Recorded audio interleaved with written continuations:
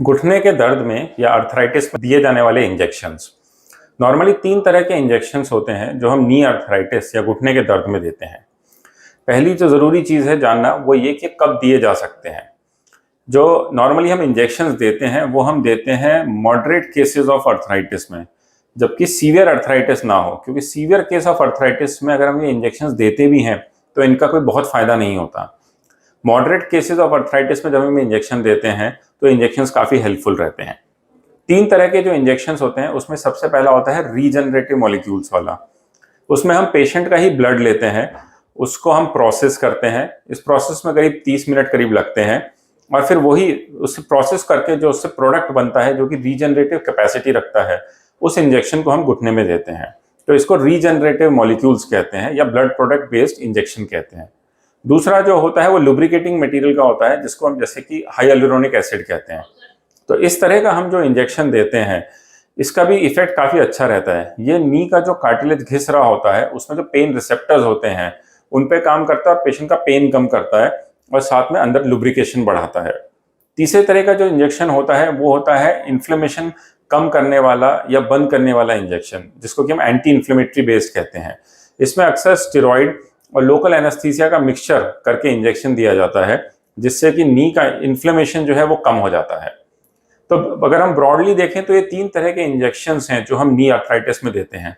तीनों की अलग अलग यूजफुलनेस है, तीनों की अलग अलग ड्यूरेशन ऑफ एक्शन रहती है। लेकिन नॉर्मली एक बार हम इंजेक्शन देते हैं तो पेशेंट को उससे 6 महीने के लिए आराम रहता है। जब हम इंजेक्शन देते हैं तो ये कोई बहुत बड़ा प्रोसीजर नहीं होता। नॉर्मली हम प्रोसीजर रूम में या अगर कोई ओपीडी स्पेस में कोई क्लीन हाइजीनिक एरिया है वहीं पे घुटने में इंजेक्शन दे देते हैं। इंजेक्शन देना अपने आप में करीब 2 से 3 मिनट का काम होता है, लेकिन उससे पहले हम पेशेंट की पोजीशनिंग करते हैं, जैसे कि थोड़ा सा घुटना मोड़ के पेशेंट को लेटाते हैं, उस एरिया को 2 या 3 बार साफ करते हैं ताकि इन्फेक्शन का रिस्क ना हो। इंजेक्शन देने के बाद पेशेंट अपने आप ही चल भी सकता है, घर भी जा सकता है। इंजेक्शन के बाद हम पेशेंट को 3 दिन के लिए एंटीबायोटिक देते हैं, और अगर हमने ऐसा इंजेक्शन दिया है जिसके बाद हम एंटी इन्फ्लेमेटरी नहीं दे सकते तो हम एंटी इन्फ्लेमेटरी मेडिसिन ना देते हुए हल्की सी पेन मेडिसिन देते हैं और पेशेंट को बोलते हैं घर में वो बर्फ़ लगाए।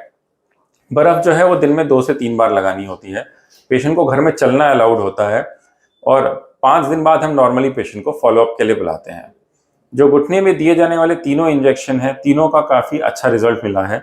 ऑलमोस्ट 90% लोगों को इनसे आराम आ जाता है। 100% लोगों में ये इंजेक्शन सक्सेसफुल हो ऐसा नहीं है, लेकिन फिर भी अगर मॉडरेट अर्थराइटिस है, आप एक्सरसाइजेस कर रहे हैं, वेट कम करने की कोशिश कर रहे हैं, ओरल मेडिसिन ले रहे हैं और साथ में हम ये इंजेक्शन देते हैं, तो काफ़ी पेशेंट्स हैं जिनमें कि हम नी रिप्लेसमेंट सर्जरी को इमीडिएटली या फ्यूचर में भी टाल पाते हैं। Thank you.